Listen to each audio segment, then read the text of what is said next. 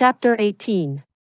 This campaign consisted in a flight of the French during which they did all they could to destroy themselves. From the time they turned onto the Kaluga road to the day their leader fled from the army, none of the movements of the crowd had any sense. So one might have thought that regarding this period of the campaign the historians, who attributed the actions of the mass to the will of one man, would have found it impossible to make the story of the retreat fit their theory. But no.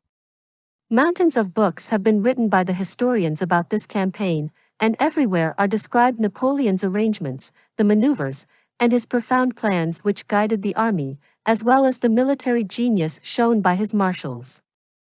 The retreat from Malo-Yaroslavets, when he had a free road into a well-supplied district and a parallel road was open to him along which Kutuzov afterwards pursued him, this unnecessary retreat along a devastated road is explained to us as being due to profound considerations.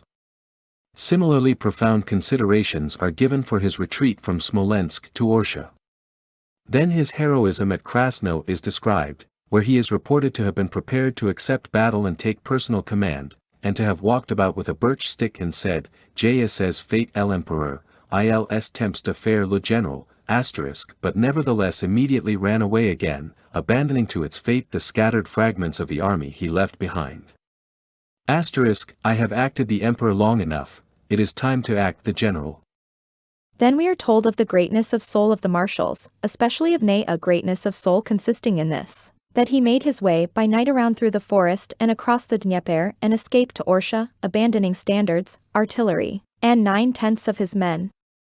And lastly, the final departure of the great emperor from his heroic army is presented to us by the historians as something great and characteristic of genius.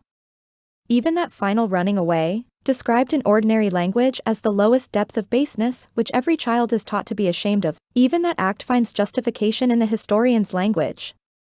When it is impossible to stretch the very elastic threads of historical ratiocination any farther, when actions are clearly contrary to all that humanity calls right or even just, the historians produce a saving conception of greatness.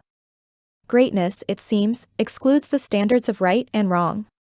For that a great a man nothing is wrong, there is no atrocity for which as great a man can be blamed. Say grand. Say the historians, and there no longer exists either good or evil but only grand and not grand. Grand is good, not grand is bad. Grand is the characteristic, in their conception, of some special animals called heroes. And Napoleon, escaping home in a warm fur coat and leaving to perish those who were not merely his comrades but were in his opinion men he had brought there, feels say grand, too, and his soul is tranquil. It is great. That it is great. Du sublime, he saw something sublime in himself. O ridicule ilny a chuan pa, said he. And the whole world for 50 years has been repeating, sublime. Grand. Napoleon le Grand. Du sublime au ridicule ilny a chuan pa. From the sublime to the ridiculous is but a step. And it occurs to no one that to admit a greatness not commensurable with the standard of right and wrong is merely to admit one's own nothingness and immeasurable meanness. For us, with the standard of good and evil given us by Christ, no human actions are incommensurable.